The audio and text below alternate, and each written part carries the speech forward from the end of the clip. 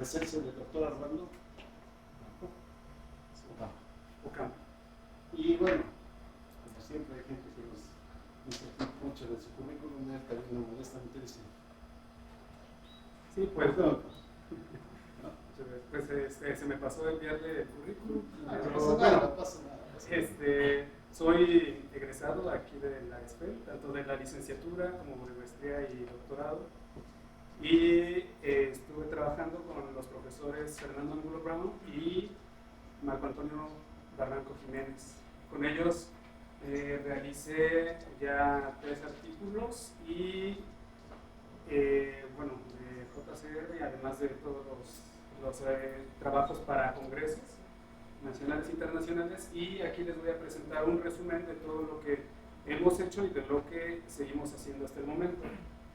El trabajo, les voy a ser sincero, yo soy débil visual, no alcanzo a leer el título que yo mismo puse, lo voy a tratar de recordar. Es algo así como relación entre valores óptimos de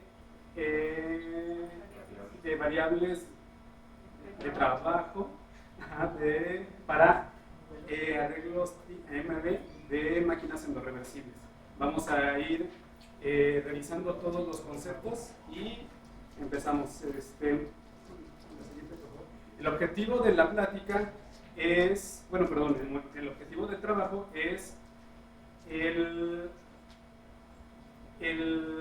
revisar si estas relaciones óptimas que hemos ido encontrando a lo largo de estos trabajos nos ayudan a poder abordar otros regímenes de operación, otros criterios de optimización, ya sin utilizar dos variables en la maximización, sino utilizando únicamente una variable y que viene dada por esta relación que hemos encontrado, ¿no? La siguiente, por favor. Bueno, primero les voy a hablar de lo que son la máquina de Carnot y algunos otros 2 modelos reversibles de máquina térmica. La representación en los planos PD y TS de estas máquinas, las eficiencias óptimas para estos modelos. De ahí pasamos a otro tema que ya son los modelos endorreversibles, los primeros que se propusieron. Después hablaré un poco de la termodinámica de tiempos finitos. Primero los arreglos los voy a platicar y después voy a explicar cómo se realiza el procedimiento para el análisis termodinámico con los modelos o con la termodinámica de tiempos finitos. Después, una optimización de modelos, ya no solamente hablando de manera o de modelos térmicos, sino ya de modelos químicos y de modelos eléctricos. La siguiente, por favor. Bien. No me acuerdo bien qué dice. Pero bueno, aquí ya empezamos con los arreglos de máquinas endorreversibles. Un modelo extendido que propusimos de máquinas endorreversibles. También un modelo, voy a recordar lo que es el modelo de DeMay y de Voss. Bueno, a ustedes se los voy a presentar, yo creo, porque no tienen por qué saberlo. Después ya vamos a ver lo que es los modelos químicos tipo MB y el análisis termoeconómico de este tipo de arreglos y unas conclusiones. ¿Sí? Bueno, la siguiente, por favor. Bueno, aquí tenemos la máquina de Carnot. Como ustedes pueden ver, son 2 reservorios, o mejor dicho, son 2 isotermas entre las que está operando nuestro modelo, nuestra máquina. Este modelo consta de 2 ramas isotermas y 2 adiabáticas, así que la entrada de calor y la salida de calor se da solamente en las ramas adiabáticas. Por eso se da desde las temperaturas constantes T1 y T2. Bien. Sí.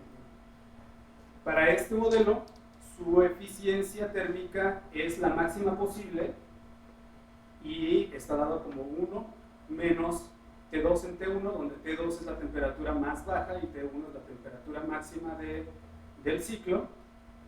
Y este modelo ha sido tomado como pues un modelo a seguir o un paradigma para el diseño de otro tipo de modelos. En la siguiente, por favor.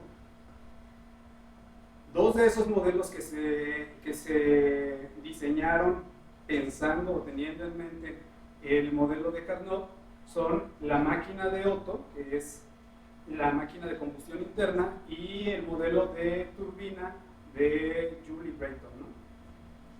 Estos modelos, aquí tenemos en el inciso A el diagrama PV del modelo de Carnot, son 2 adiabatas y 2 isotermas.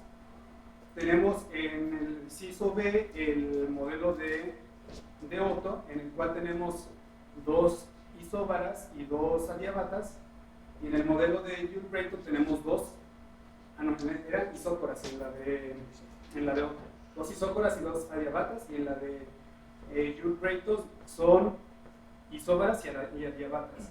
Entonces, ¿por qué en este caso el ciclo de Carnot tiene una eficiencia mayor? En cierto modo es una cuestión geométrica. La siguiente, por favor. En esta tenemos las representaciones en el plano TS de estos ciclos. El primero, que es el ciclo de Carnot, podemos ver que es un rectángulo. Y entonces, bueno, las verticales son las adiabatas y las horizontales son las isotermas, ¿no? En este caso, tenemos un área óptima, ¿no? En el caso de Otto, que es la que está aquí en la esquina superior, en este podemos ver que le hace falta 2 porciones para poder cubrir el rectángulo. Mismo caso que ocurre con el modelo de Joule Brayton, y por tanto podemos decir que estos ciclos tienen una eficiencia menor que la de Carnot. Pasa a la siguiente, por favor. Bien, en los libros de texto, más en la enseñanza en ingeniería, se dan estas expresiones para las eficiencias de estos ciclos. Para Otto están involucrados 2 volúmenes, máximo y mínimo, y está el exponente a la 1 menos K, donde K es el cociente de la capacidad calorífica a presión constante sobre la capacidad calorífica a volumen constante. En este caso, en la eficiencia para el ciclo Brayton, tenemos involucradas las presiones. Entonces, nosotros aquí podríamos decir que, obviamente, la eficiencia pues es un número adimensional que está entre 0 y 1, pero no podemos comparar directamente estas eficiencias con la eficiencia de Carnot. La deducción de las eficiencias de estos ciclos con respecto a las temperaturas es bastante sencilla y se pueden englobar en una misma. La siguiente, por favor. Ahora tomaríamos una capacidad calorífica CX que nos estuviera simbolizando tanto la capacidad calorífica a presión constante como a volumen constante, y se comienzan a formar nuestras funciones, ¿no? Ahí tenemos el trabajo, que está dado como la resta de los calores, el calor de entrada menos el calor de salida, y estos están dados de manera lineal con respecto a las temperaturas por medio de esa capacidad calorífica que no hemos todavía determinado cuál de las dos es. Y tenemos la eficiencia, ¿no? Ahí cómo la podemos calcular. La siguiente, por favor. En esta tenemos la expresión para la producción de entropía dentro de nuestro ciclo reversible. Como nuestro ciclo es reversible, quiere decir que la producción de entropía dentro de él es 0. Tenemos entonces que las contribuciones de la rama de 1 a 2, de 2 a 3, de 3 a 4, de 4 a 1, las vamos a tomar en cuenta sabiendo que me parece que la de 1 a 2 y la de 3 a 4 son las adiabatas para ambos modelos. ¿Le puedes pasar 2 a 3? 2, ajá, 2 para atrás. Y la siguiente para atrás. Si se dan cuenta, ahí va de 1 a 2, es la adiabata, de 3 a 4 y lo mismo en esta, ¿no? Entonces, esas son las que se descartan y otra vez 2 adelante. Y entonces, ya ahí tenemos esa condición. Como estamos hablando de logaritmos, casi es como si tomáramos un producto de fracciones, lo igualamos al antilogaritmo de 0, que es 1, podemos hacer despejes y sabemos que T1 por T3 es igual a T2 por T4, eso se sustituye en el trabajo, se maximiza con respecto a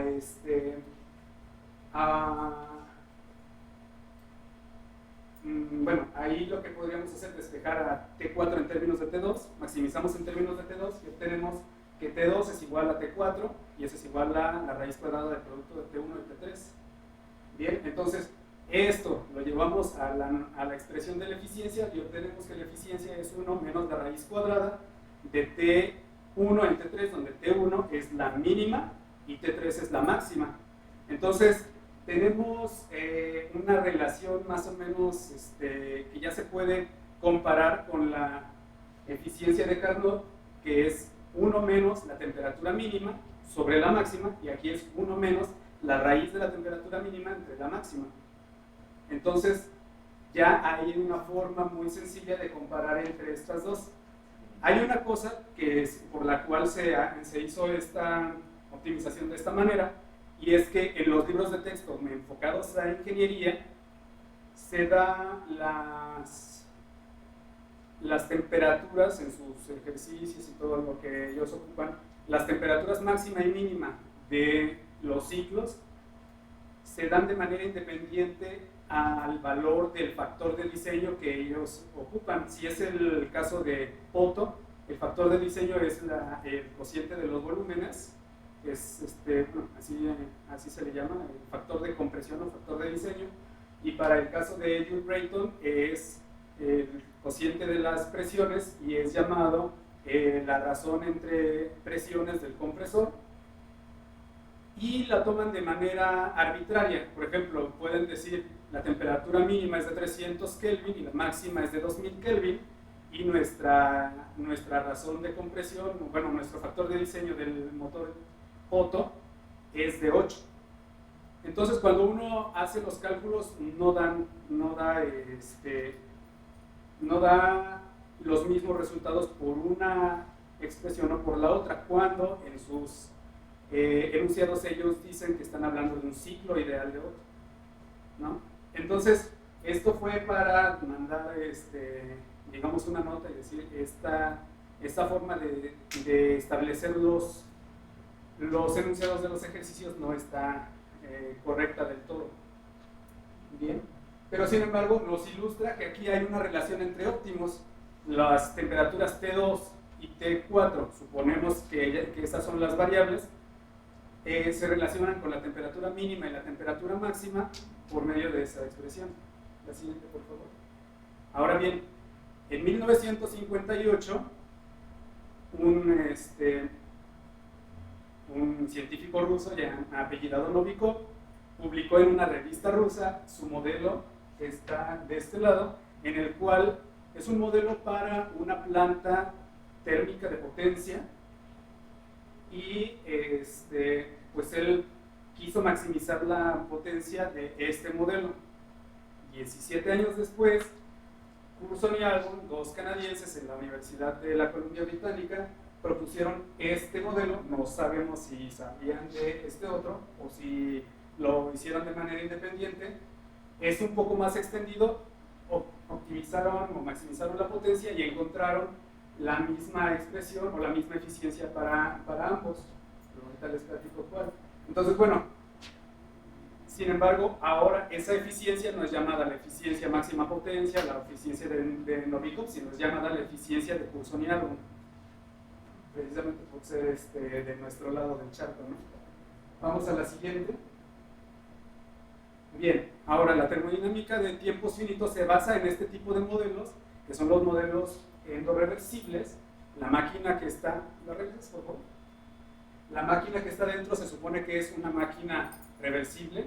Para modelos térmicos se supuso que esa máquina interna era la máquina de Carnot y está conectada a la fuente y al sumidero por medio de conductores de calor que tienen una conductancia térmica, no sé si la puse, G1 y G2, y tiene también que esa conducción de calor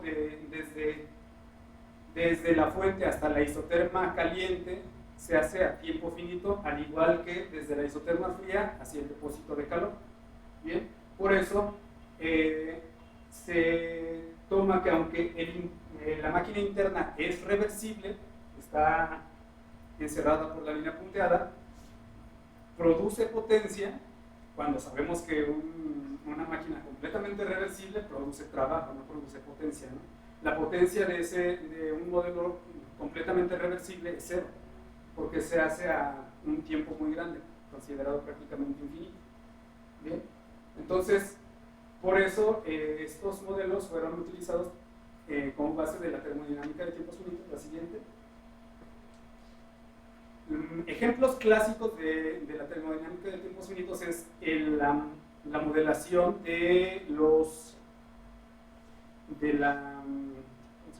las corrientes eólicas, la radiación solar, reacciones químicas, bueno, entre otras, ¿no?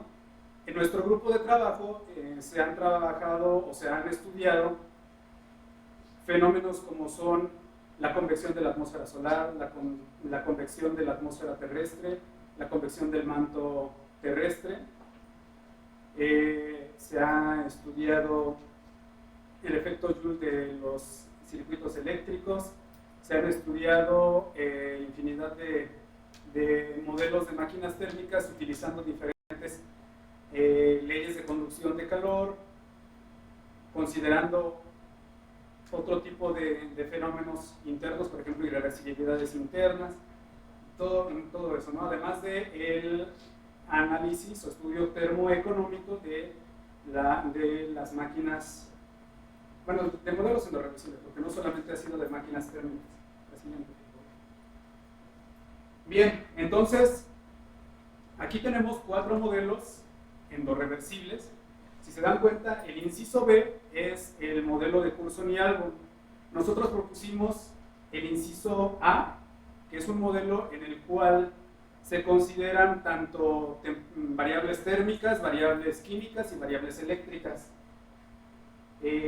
Nosotros nos basamos en un modelo que había propuesto un físico belga que se llama Alexis de Vos.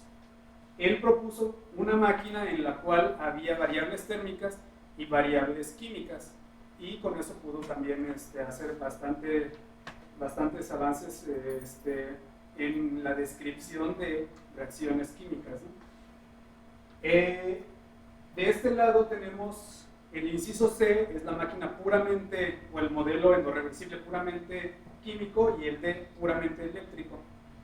No se propuso una máquina puramente eléctrica o puramente química desde un principio, porque aunque cuando uno calcula su potencia, esta potencia es exactamente la misma que se obtendría por el otro modelo, y considerando ya después las condiciones que sea isotermo y todo eso, cuando uno intenta calcular la tasa de producción de entropía, que es una característica de estos modelos, ya que no son reversibles, por tanto producen entropía, nos da cero.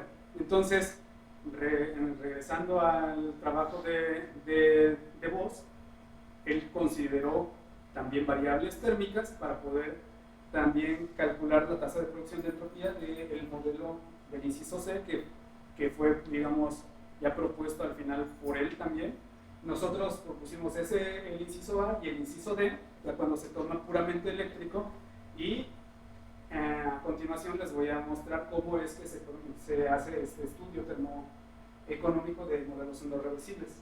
La siguiente. Bien, entonces se consideran las leyes de conservación, pues la primera ley de la termodinámica, la conservación de la energía interna, las integrales cerradas, lo que simbolizan es que estamos hablando de los flujos que entran y salen del recuadro punteado que les había puesto en los módulos anteriores. Y del lado izquierdo del igual, pues tenemos las variables térmicas con el flujo de calor, es flujo porque es a tiempo finito. Tenemos en la siguiente el potencial químico por el flujo de partículas. En la siguiente tenemos el potencial eléctrico por la corriente eléctrica, que es un flujo, más la potencia, que podríamos considerarlo como un flujo de trabajo. Bien, como se conserva a la entrada y la salida, entonces todo lo que, bueno, al hacer todas las cuentas, pues nos da cero, ¿no? Está la conservación ahí. Al hacer, mejor dicho, las evaluaciones. Bien, también consideramos la que es la conservación de la materia. Quiere decir que el flujo de materia que entra, o el flujo de partículas que entra, es el mismo que sale, por lo tanto es igual a cero esa evaluación.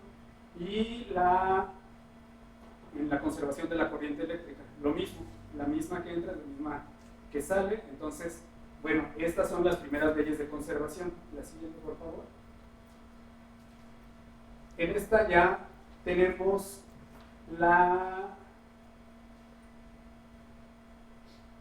como es un ciclo interno reversible, lo que consideramos es que dentro de esa línea punteada que les había platicado, que encierra el ciclo interno, la producción de entropía es cero. Es internamente reversible. Entonces, bueno, cuando solamente consideramos esos dos estados intermedios y el ciclo interno, la producción de entropía es cero y nos lleva a pues a esa expresión. No recuerdo si la escribí bien, que es el Q que ingresa no, nada más lo puse como dQ en T, ¿verdad? Sí. Bueno, entonces, como les había mostrado en las otras expresiones, si se dan cuenta, escribí algunas variables mayúsculas y otras minúsculas. Las variables mayúsculas las vamos a llamar, bueno, son las llamadas variables extensivas, y las minúsculas son las variables intensivas. La diferencia entre ellas es que las variables extensivas dependen de la cantidad de materia o de partículas. Si es carga, pues depende, no sé, de la cantidad de partículas cargadas que están siendo conducidas, ¿no? Entonces, eso depende de la cantidad de materia o de partículas. Y de este lado, las intensivas, digamos que son variables globales. Si nosotros tenemos un volumen en la cual tenemos temperatura, presión y volumen como parámetros a medir, el volumen, si nosotros suponemos que interponemos una pared en medio de nuestro volumen, que lo parta justo a la mitad, lo de un lado es el volumen sobre 2 y del otro lado tenemos de nuevo el volumen sobre 2. Pero si no hemos modificado ningún otro parámetro, tanto del lado derecho como del lado izquierdo tendríamos la misma presión. Entonces, esa no es susceptible del tamaño de nuestro sistema, ¿no? Son variables globales. La siguiente, por favor. Entonces, bueno, tomando en cuenta todas nuestras leyes de conservación, se aplican a nuestro modelo endorreversible. Se van considerando, por ejemplo, se evalúa, ¿no? Por ejemplo, en en el estado de entrada al ciclo reversible vamos a tener T3, Mu3, B3, vamos a tener el Q de entrada, el Q de salida y todo lo demás que está etiquetado con el número 4, ¿no? En el otro estado. Entonces así, reorganizando todo eso, haciendo las evaluaciones, reorganizando, se hace toda el álgebra y se obtiene esta expresión. Esos que están con diferentes colores son el cociente de entrada-salida de la contribución térmica a la potencia, que es la eficiencia térmica, el cociente de entrada-salida de la contribución química de la potencia, que digamos podríamos tomarlo como un tipo de eficiencia química, solamente no la tomamos como tal porque no está normalizada, puede tener cualquier valor, pero si la normalizamos con la diferencia máxima de potencial químico, lo que queda dentro es una eficiencia tal cual que va de 0 a 1 como normalmente es, ¿no? Y de este lado lo mismo, pero para variables eléctricas. Esas son llamadas eta, teta y e. Esos son nuestros cocientes de salida-entrada, ¿no? La siguiente, por favor. Bien. Ay, aquí se me olvidó perdón. Aquí se me olvidó que escribí.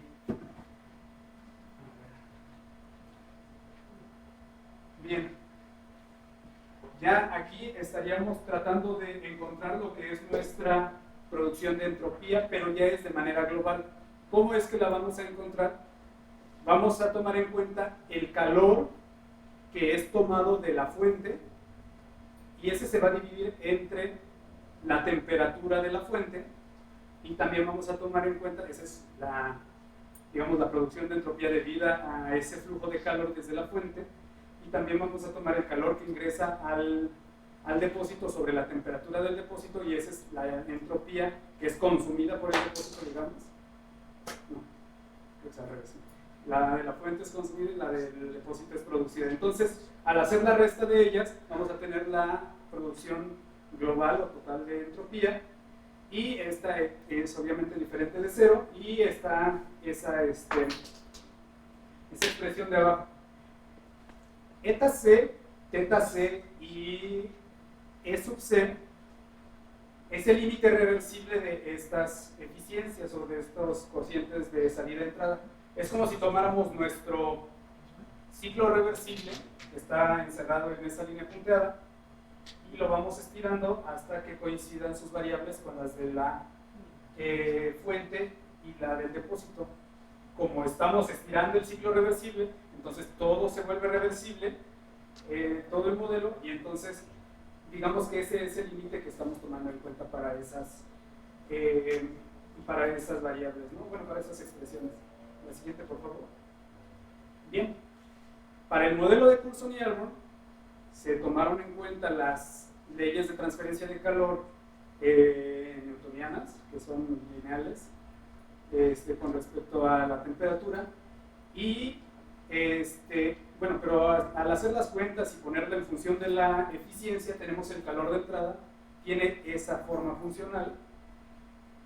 Tenemos también, se hizo la expresión de la potencia dependiente de la eficiencia, y se tiene esa otra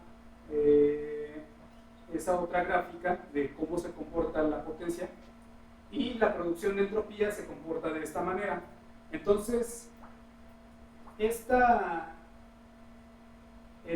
gráficas nos dicen que la potencia tiene un máximo. Entonces, como es susceptible de maximización, se realizó esa maximización por parte tanto de Coulson y Elmore como posteriormente de Bose, por medio de otro método. Se obtuvieron las condiciones de potencia máxima, y bueno, ese fue llamado el régimen de operación de la potencia máxima, o el criterio de optimización de la potencia máxima. La siguiente, por favor. En este caso, bueno, también hubieron otros criterios de optimización que fueron introducidos. Además del de la máxima potencia, está el de la máxima función ecológica, de la máxima potencia eficiente, la máxima eficiencia, la mínima disipación, y pues vamos a ir platicando de qué va cada uno, ¿no? La máxima potencia, sí, simplemente su función objetivo es la potencia de salida. Se maximiza con respecto a las variables, ya sea la eficiencia o las temperaturas, y se obtienen las condiciones. Igualmente, la función ecológica es una función que fue, digamos, fue introducida por el profesor Angulo, de aquí del STEM, y él, ¿la regresas por favor?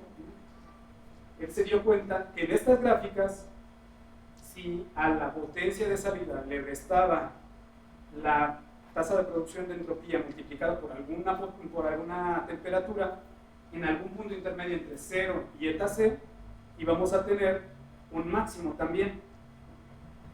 Hizo la optimización y encontró que tenía ciertas características peculiares, como son que cuando se dan esas condiciones óptimas, la tasa de producción de entropía se disminuye prácticamente a la cuarta parte de la que se produce cuando se tiene el régimen de máxima potencia, o las condiciones de máxima potencia. Mientras que la potencia que se produce a máxima ecológica es un 75% más o menos de la potencia máxima. Entonces, la llamó ecológica porque tiene un gran impacto en la reducción de la disipación, digamos, que al final de cuentas es una contaminación térmica, o como la queramos interpretar, y sin tener un alto impacto en la producción de potencia de salida. La siguiente, por favor. Bien, entonces aquí tenemos las expresiones para las eficiencias óptimas del modelo de Curzon-Yarwood. A máxima potencia, su eficiencia es igual a 1 menos la raíz cuadrada de la temperatura mínima entre la temperatura máxima. Cosa que ya se había verificado, bueno, ya se sabía de los modelos de Otto y de Hugh Brayton, pero este es un modelo completamente distinto, tiene una naturaleza diferente, ¿no? Entonces, bueno, ya tiene ahí una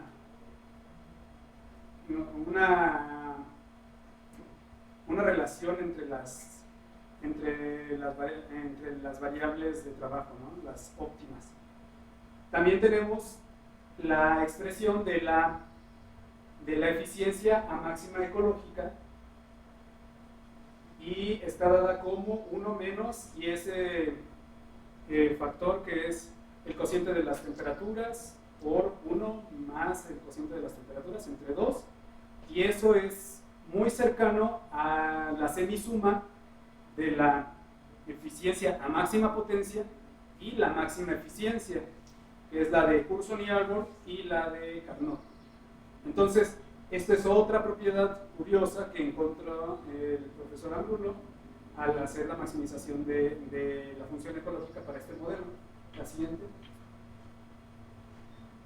Bien, ahora, para el caso de los modelos endorreversibles de máquina química, puramente química, y de máquina puramente eléctrica, pues si lo consideramos el primero, sería de manera isoterma y que los potenciales eléctricos sean todos iguales entre sí, no hay diferencia, y nos queda este primer modelo. En el segundo igual es isotermo y los potenciales químicos son iguales entre sí, y nos queda este otro modelo, ¿no?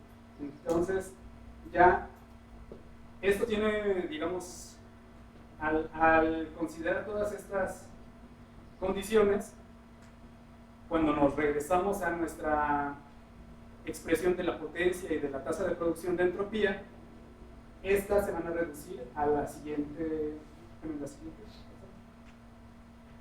En esta tabla ya tenemos las expresiones reducidas para la potencia de salida, la tasa de producción de entropía, tanto para las máquinas químicas como la máquina eléctrica, ¿no?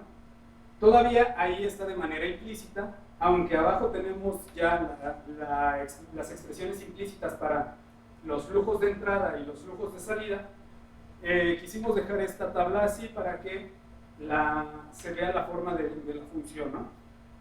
en otros estudios que se han realizado, igual ya con tanto otro tipo de leyes de transferencia, tanto de partículas como pues de corriente eléctrica, se puede ya simplemente sustituir, ¿no?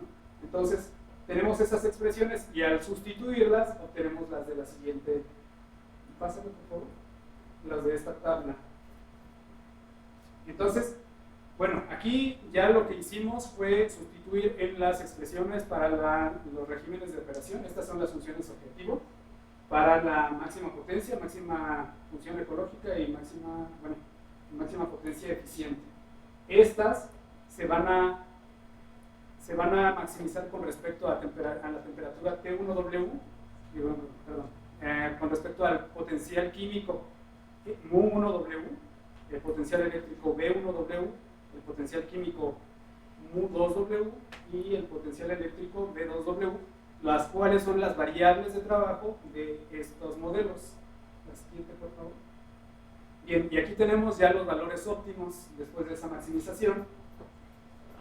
Y aquí se observa una cuestión bastante ilustrativa, ¿no? La primera es los regímenes de operación, ¿no? Las segundas dos columnas tenemos los valores óptimos tanto de variables químicas arriba como variables eléctricas, pero si nos damos cuenta, al sumar mu1W con mu2W, vamos a obtener, esos son los intermedios, vamos a obtener mu1 más mu2, que son la fuente y el sumidero, esos son constantes. Lo mismo pasa en la máquina eléctrica. Para todos los regímenes que aquí se trataron, al sumar las variables de trabajo, obtenemos los potenciales eléctricos, tanto de la fuente como del sumidero, ¿no? Ahora, para lo que son potencia de salida, producción de entropía y la eficiencia de cada uno de ellos, nos damos cuenta que la potencia de salida a máxima ecológica es 3/4 o 0.75, ¿no?, de la potencia máxima a máxima ecológica, a máxima potencia eficiente, tenemos que es, me parece que 8/9, porque es 2/9 entre 1/4, son 8/9, y para la producción de entropía, la de la máxima ecológica es 1/4 de la que se produce a máxima potencia, y la de la máxima potencia eficiente es 4/9 de la de máxima potencia, ¿no?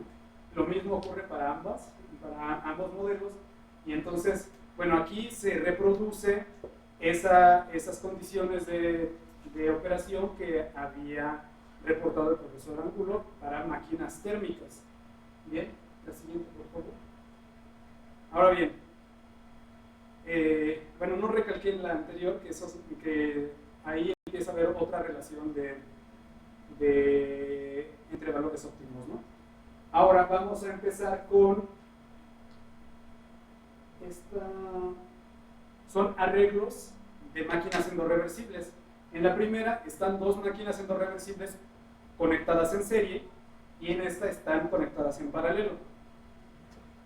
Cuando se hace la maximización de la potencia del modelo de la izquierda, se encuentra que la eficiencia a máxima potencia de la primera, de la máquina de arriba y la máquina de abajo es igual, y es la misma a que si tuviéramos solamente una máquina de Coulson y Allmore operando entre esos entre esos almacenes, ¿no?, la fuente y el sumidero. En este otro caso, tenemos que la eficiencia de la máquina de la izquierda y la de la derecha son iguales entre sí, y son iguales de nuevo a la eficiencia de que si solamente tuviéramos un solo ciclo de Coulson y Allmore operando ahí. La siguiente, por favor. Bueno, Pero hay otro tipo de modelos que no están ni en serie ni en paralelo. Este fue introducido por DeMay y DeVos, que ya lo había mencionado anteriormente, en el cual tenemos dos máquinas. La máquina 1 recibe calor desde un flujo de calor desde la fuente, realiza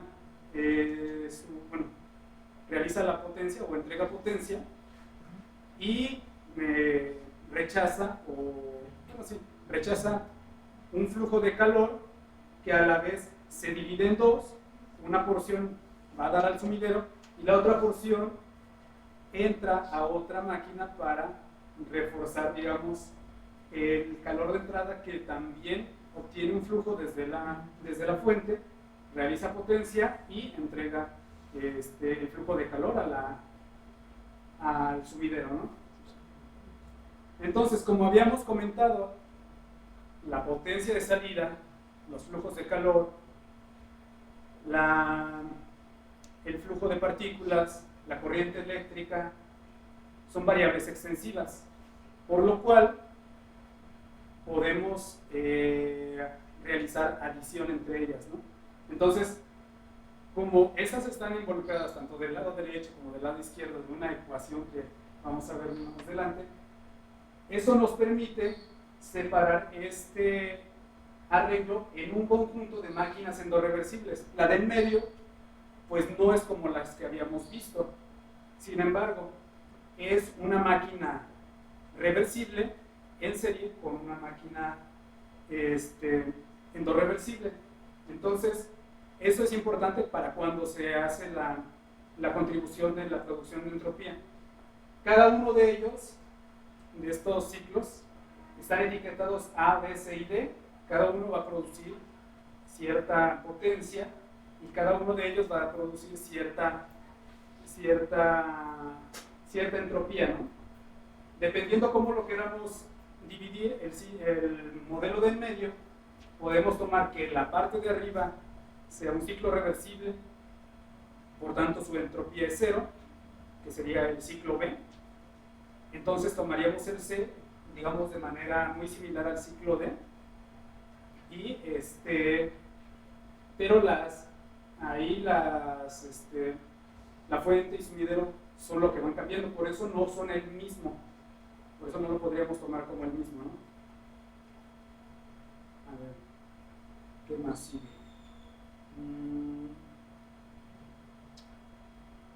Bueno, nada más para decirles, ¿no? que la potencia producida por el A, la potencia A más la potencia B, es igual a la potencia 1, la potencia C más la potencia D es la potencia 2, ¿no? Esa es la forma en la que se separó este arreglo en ese conjunto de máquinas. La siguiente, por favor. Bien, entonces podemos hacer esta sumatoria de las contribuciones de la potencia de cada uno de los modelos o de cada uno de los ciclos, de la misma forma que podemos hacer o calcular la tasa de producción de entropía con esta sumatoria de las contribuciones de cada uno de los ciclos. La siguiente, por favor. Bien, entonces estos serían los cocientes de entrada-salida que corresponden a cada uno de los ciclos, y ahí nos podemos dar cuenta que no son lo mismo, por ejemplo, el cociente de entrada-salida, que es la E sub C, para el ciclo etiquetado con la letra C y con la letra D. Entonces, ahí es donde no los tomamos como el mismo, porque sí hay variaciones entre ellos, ¿no? La siguiente, por favor.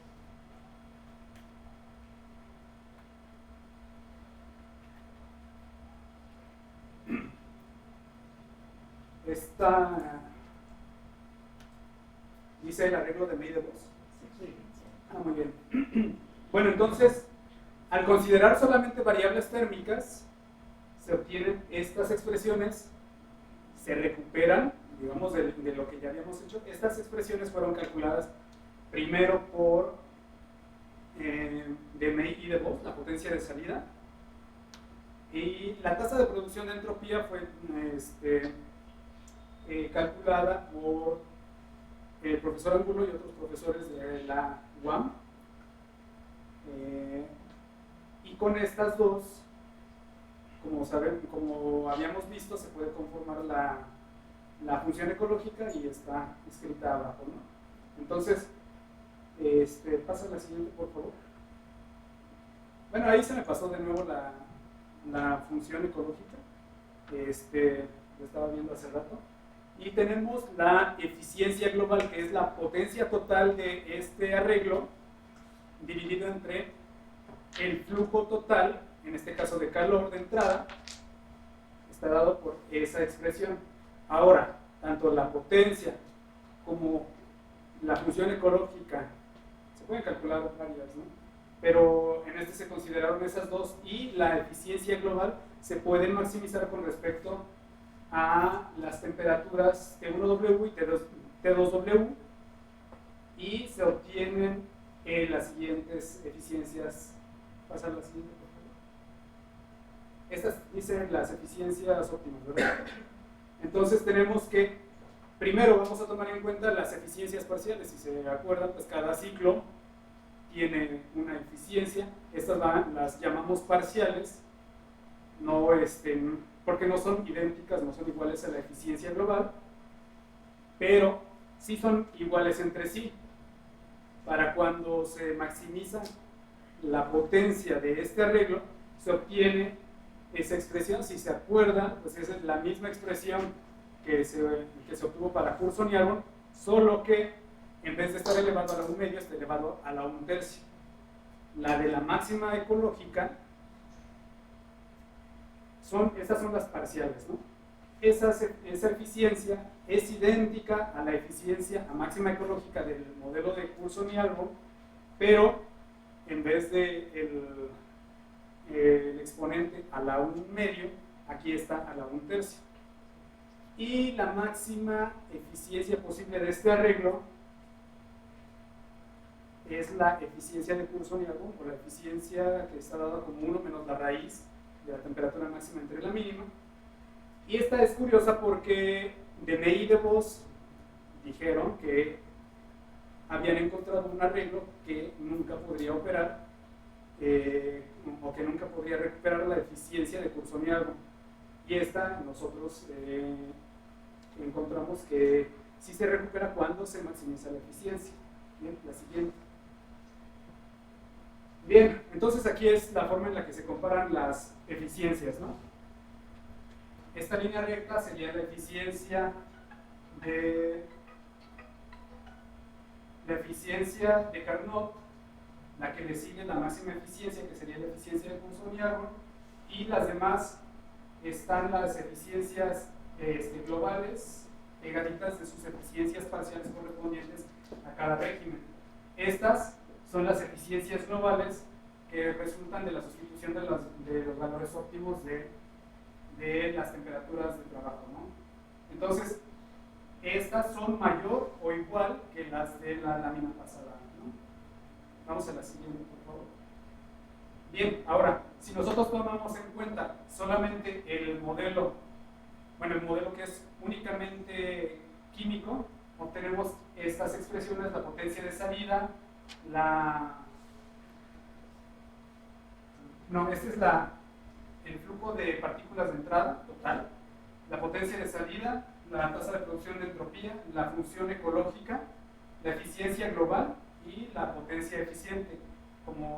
Esa no se las había explicado, pero la potencia eficiente es la eficiencia multiplicada por la potencia. Entonces, esas son las funciones objetivo. Estas, al maximizarlas con respecto a mu1W y mu2W, se obtiene los siguientes valores. Entonces, aquí, si nos fijamos, los valores óptimos tienen una relación también bastante curiosa, y que ya la hemos visto en el modelo endorreversible, y quiere decir que el mu1W, o el potencial químico 1 de trabajo y el 2 de trabajo, al sumarlos nos resulta de nuevo los potenciales químicos, tanto de la suma de los potenciales químicos de la fuente y del depósito sumidero, en todos los casos, ¿no? Aquí, y de nuevo aquí las eficiencias parciales, al igual que en el caso térmico, son iguales entre sí. Entonces, bueno, ya tenemos que se replican los resultados que se obtuvieron para las máquinas térmicas o también para las máquinas puramente químicas, pero en los reversibles. Algo que se me pasó a decirles es que este modelo no es en lo reversible, porque está conectado por medio de un conductor de partículas o eléctrico o térmico, y ese conductor está dando una reversibilidad interna al modelo.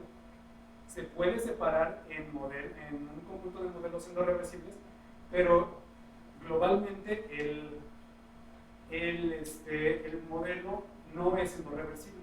Es por eso que en el caso térmico, si nos acordamos, disminuye de nuevo la eficiencia con respecto al endo reversible, ¿sí?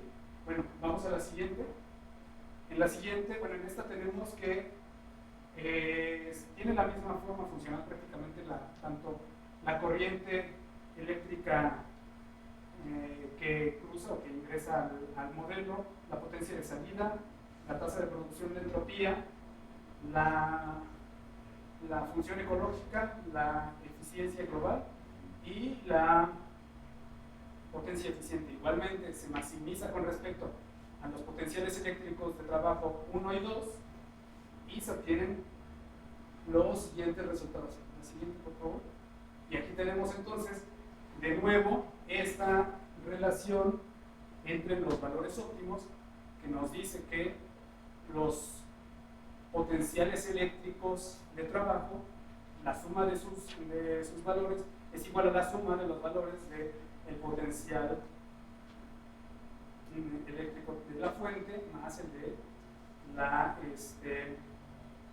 más el del depósito, ¿no? Igualmente las eficiencias parciales son iguales entre sí. Aquí no les muestro la eficiencia global, solamente les digo que para la máxima potencia es 2/5 de la eficiencia reversible, y para la máxima eficiencia, la máxima potencia la máxima ecológica es igual a 1/2 de la eficiencia reversible. ¿Sí? De la otra, de las otras no recuerdo bien, pero esa es la que les comento. La siguiente, por favor. Bien. Ahora, si nosotros consideráramos que ese modelo reversible, bueno, de arreglo tipo MB, cada uno de los conductores tuviera una resistencia distinta, llamadas RA, RB y RC, la tasa de producción de entropía está dada por esta expresión. Bien, entonces, si nos acordamos, el producto de la temperatura mínima por la tasa de producción de entropía es la disipación, que podemos considerarla o llamarla la potencia, una potencia disipada. Y si nos acordamos, la potencia disipada por un circuito eléctrico está dada por esta expresión. Al hacer los cálculos encontraríamos que esto es igual a R por la corriente eléctrica A al cuadrado, RB por la corriente eléctrica B al cuadrado y RC por IB al cuadrado, ¿no? IC al cuadrado. Bien, entonces de esta forma se ha recuperado el efecto Joule de los circuitos eléctricos utilizando simplemente los axiomas o el procedimiento de la termodinámica de tiempos finitos. Bien, la siguiente, por favor. A ver. Bien, entonces como les dije, nada más para recalcar, es que estas son las relaciones óptimas para el arreglo MB de máquinas químicas y de máquinas eléctricas. La siguiente, por favor.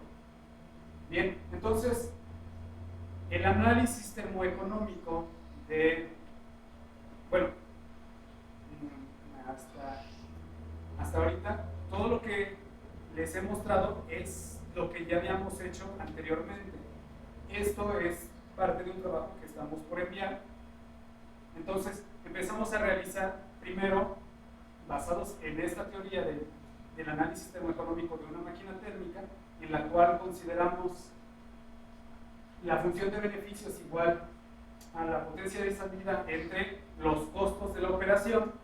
Estos costos de la operación se dividen entre costos de inversión en la construcción de la planta y los costos asociados al gasto en combustible.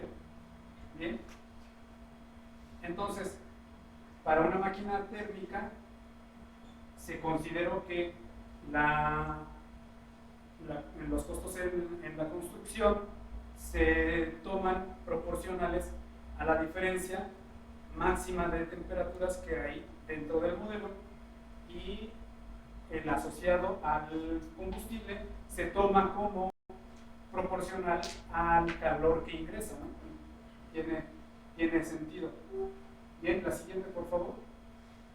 Entonces, se toma esa función de beneficios, se puede hacer una comparación entre varios coeficientes. A y B son los coeficientes de proporcionalidad para los costos. Están dados como dinero entre potencia, ¿no? Esas son sus dimensiones. Esto fue aplicado al modelo de Novikov, que fue de los primeros que les expliqué, y esta es la forma de la función de beneficios. Igualmente tienen máximos según cada uno de los valores de A y B, ya damos como el cociente igual a beta, ¿no? Bueno, entonces se toma como otro criterio de optimización, y eso se lo vamos a aplicar ahora a nuestros arreglos, tanto de máquina química como de máquina eléctrica. La siguiente, por favor. Primero, se va a tomar para la máquina química. Lo estamos haciendo así porque para la máquina química vamos a tomar estas funciones de beneficios igualmente, ¿no? La parte de arriba del numerador es la potencia de salida, la parte de abajo el denominador es el flujo de partículas de entrada. Igualmente acá el de arriba es la función ecológica, pero bueno, lo vamos a maximizar con respecto a mu1w y mu2w, entonces es una maximización con respecto a dos variables. La siguiente, por favor. Bien, entonces estos son los valores óptimos que se obtuvieron de esa maximización. De nuevo, cuando observamos la suma nos da mu1w más mu2w. Sabiendo esto, ahora, la siguiente, por favor.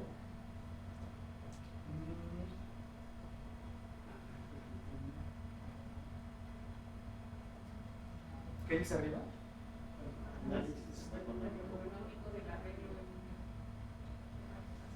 De máquinas eléctricas. Bueno, se toman los costos ahora igual, ¿no? No lo mencioné para la máquina química, pero igual, el costo de inversión en la construcción del modelo de la planta se toma como la diferencia, bueno, proporcional a la diferencia máxima, en este caso de los potenciales eléctricos, y el gasto en combustible o el gasto en energía sería proporcional a la corriente eléctrica de entrada, ¿no? Bien, esos son los costos aquí. Bien, ahora vamos a tomar desde un principio la relación entre valores óptimos y las expresiones que habíamos obtenido para la potencia de salida, función ecológica, la corriente eléctrica de entrada. Le vamos a sustituir la relación óptima y encontramos estas expresiones que ahora solamente están dadas en términos de dos constantes y una variable. La siguiente, por favor. Bueno, pues con estas nosotros formamos nuestras funciones de beneficios. Igualmente, como les digo, en términos de una sola variable o un potencial eléctrico variable, se realiza la maximización de estas funciones con respecto a esa única variable y obtenemos los resultados siguientes. Obtenemos esta, que si nos acordamos, tiene una forma muy, bueno, prácticamente solamente vamos a sustituir mu por b, pero se obtiene la misma forma funcional de el potencial químico de trabajo 1 del otro modelo, y también para cuando hacemos la optimización en condiciones de máxima ecológica se obtienen estos valores, que son prácticamente los mismos que se obtendrían si hacemos la maximización por medio de las dos variables o por los dos potenciales eléctricos variables. Bien. Bueno, como conclusiones tenemos que estas relaciones óptimas que hemos ido encontrando en el camino sí son útiles para realizar la optimización de este tipo de modelos. Estos que ya están estudiados, no podemos garantizarlo para otros modelos, pero para este tipo de modelos, si nosotros le aplicamos otro tipo de criterios de optimización, ya está ahorita el criterio termoeconómico, y puede haber pues otros criterios que sean aplicados a estos modelos. Uno, por ejemplo, que últimamente se ha estado estudiando es uno que le llaman el criterio de ecológica eficiente, que es la multiplicación de la función ecológica por la eficiencia, y también podríamos aplicarlo y verificar que se cumpla por medio de esta relación óptima y la sustitución a priori de esa condición. Bueno, eso es todo. Muchas gracias.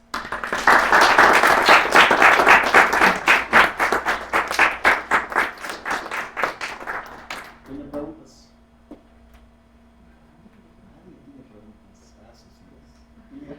Yo tengo una pregunta respecto a la función ecológica. Sí. Entendí que hacía más eficiente al tomar en cuenta tanto la eficiencia como la potencia. Sí, en sí, bueno, sí, también la eficiencia aumenta, la eficiencia térmica aumenta con respecto a la eficiencia a máxima potencia. No alcanza, obviamente, la eficiencia de Carnot, pero sí es un proceso que aprovecha de mejor manera el flujo de calor que ingresa a la máquina, ¿no?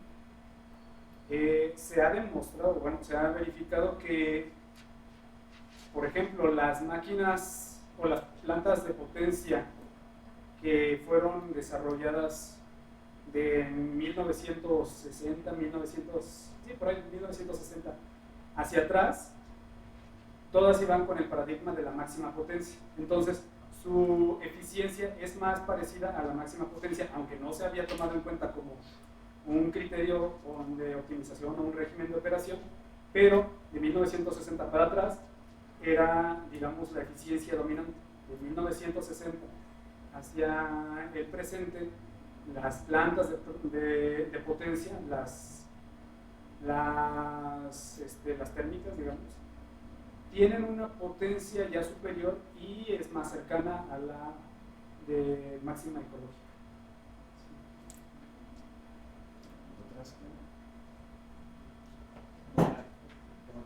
Por lo que entendí, bueno, a grosso modo es que las máquinas endorreversibles se incluyen como procesos, bueno, hacer la máquina ya menos ideal, ¿no? Sino que ya incluye procesos reversibles, ¿no? Ajá, bueno, sí, ya la hacen un poco más realista. Entonces, pero ¿qué procesos reversibles específicos son los que se incluyen? Bueno, particular en este modelo, que tengan control sobre ellas, ¿no? Sí, por ejemplo, para las máquinas térmicas, el ciclo reversible que está adentro es el ciclo de Carnot. En los otros casos, simplemente es como un producto de la potencia, tanto del flujo de partículas como de la corriente eléctrica, por la diferencia. O sea, en sí adentro no es que esté ocurriendo así un ciclo muy elaborado, ¿no? Solamente se tomó en cuenta eso, pero en sí, digamos que no es como para hacer la modelación de procesos muy específicos, ¿no? Aunque sí han resultado ser bastante efectivos para modelar eso. Por ejemplo, la máquina química endorreversible, al hacer su modelación y utilizar flujos o leyes de transferencia de tipo difusivo entre los distintos estados, bueno, entre los que está el conductor de partículas, se encontró una expresión que en la literatura de química se llama la reacción química limitada, bueno, la tasa de reacción química limitada por difusión. Entonces, reproduce ya cuestiones que se saben, digo, a veces dirán, si ya se sabe, ¿para qué se vuelve a hacer? Pero es una forma de describir por medio de conceptos más fundamentales dichos procesos. Por ejemplo, lo del efecto Joule de las máquinas eléctricas, bueno, de los circuitos eléctricos, o sea, sí se puede obtener, obviamente, ya se obtuvo de otra manera, pero con fundamentos en conceptos muy básicos de termodinámica, se recupera y podemos decir, bueno, cuando menos por este lado ya tenemos que el modelo es, digamos, funciona, ¿no? Ya le podemos ir agregando cosas para hacer un poco más complejo y un poco más realista el análisis, ¿no? de cierto fenómeno. En el caso de hay una máquina o un trabajo reciente que se hizo para la modelación de la convección del manto terrestre. Ese modelo, cuando empezaron a aplicar estos conceptos, se dieron cuenta que no podían, por las magnitudes que se manejan de las velocidades del magma y todo eso, bueno, de las corrientes magmáticas dentro del manto, se dieron cuenta que con un solo ciclo endorreversible o con un solo modelo endorreversible no alcanzaban a llegar al gradiente de temperaturas entre la parte exterior del núcleo y la parte inferior de la corteza, por lo que decidieron iterar una nueva máquina endorreversible ya con el gradiente que les hacía falta. Hicieron todos esos cálculos y resultó que en ese trabajo se obtuvo la llamada, bueno, no sé si han escuchado que hay dos celdas de convección en el manto terrestre. Entonces, hay una celda que va en una dirección y llega a un cierto estrato del manto, y por arriba de ese estrato la celda va en sentido contrario. Entonces, por medio de estos modelos reversibles muy simples, digamos, de entender, porque al final de cuentas, pues son incluso muy transparentes los cálculos, ¿no? Con lápiz y papel puedes reproducir el comportamiento de procesos que de otra manera ha sido un quebradero de cabeza para por ejemplo, los geólogos y geofísicos, que ellos dicen por qué hay esa transición en esos dos estratos del manto, ¿no? Entonces, esto primero lleva a describir y después, con ayuda de geólogos y geofísicos, pues se puede ir ya explicando más detalladamente, ¿no? No sé. comentar con respecto al combustible que utilizan estas máquinas? ¿Qué características tienen? Bien, bueno, como saben, pues es una idealización, ¿no? Pero sí se puede tomar en cuenta diferentes tipos de combustible del mundo real. En la penúltima, a ver, más adelante, a ver, creo que es esta. Sí, en esta, bueno, se habla de que tenemos varias funciones de beneficios, ¿no? Estas funciones de beneficios también dependen del combustible que se esté tomando en cuenta. Por ejemplo, bueno, o del costo del combustible, ¿no? Para cuando el costo del combustible es prácticamente cero y estaríamos hablando de geotermia, por ejemplo, de vapor, se supondría que el costo de accionar el mecanismo que nos dé el vapor es gratis, ¿no? Porque simplemente se abre el agujero en la tierra, bueno, se deja caer el agua, ¿no? Sí lleva sus costos de operación, pero es, digamos, un costo bajo en comparación a otros combustibles, y esto se podría tomar pues, como para fuentes renovables, digamos.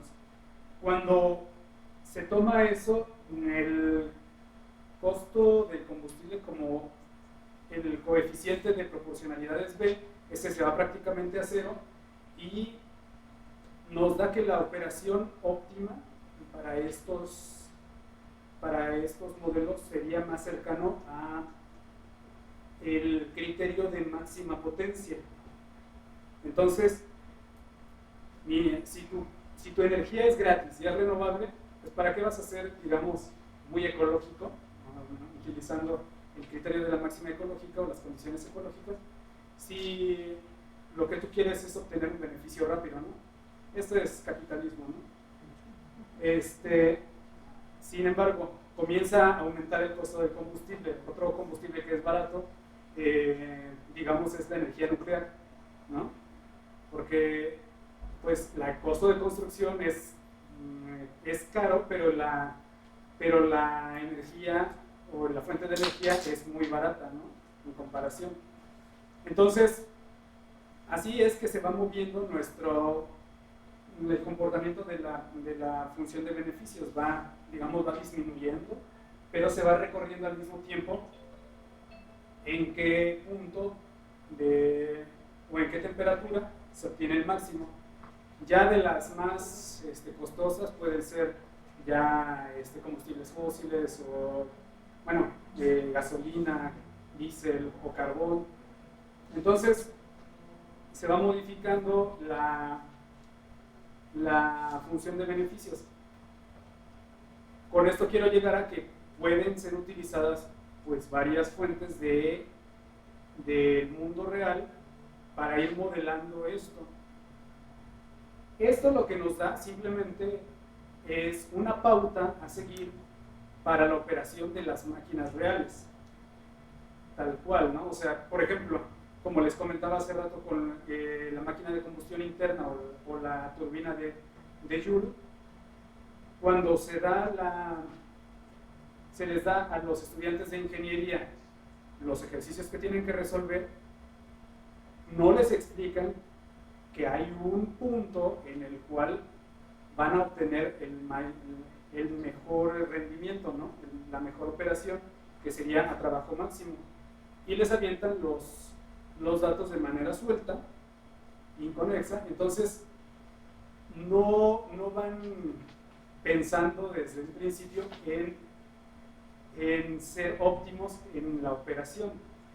Sin embargo, con estas pautas se les puede decir, mira, puedes fácilmente fijar tu factor de diseño a una diferencia de temperaturas que tú quieres conseguir, y esta va a ser, digamos, la óptima en tales condiciones, y tú vas a poder obtener la mayor cantidad de trabajo o potencia posible de tu modelo, ¿no? que estés diseñando, ¿no? Bueno, eso no sé si Sí, Yo no entendí muy bien las ecuaciones que tienes como parametrizadas del termodinámico. O sea, ¿cómo es que pasan de usar variables termodinámicas al entorno económico? No sé si me explico. Bien. Usaste... Ajá. Simplemente, una atrás, por favor. Simplemente para entrar de lo térmico a lo económico, tenemos que, pues hay un valor en el mercado hay un costo estimado para ciertos tipos de energía, ¿no? Tenemos una potencia de salida y esa potencia de salida la vamos a dividir entre los costos de nuestra operación. Puedes decir, bueno, los costos ya son algo económico, ¿no? ¿Cómo los vamos a tomar en cuenta? Creo que a ella parece igual a BQ max, ¿verdad? ¿O no? ¿Abajo? Sí,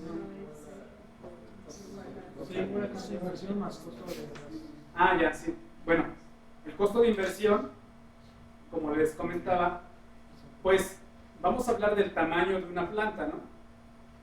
Entonces, el tamaño de la planta soporta, digamos, una diferencia máxima de temperaturas de trabajo cada uno de los motores.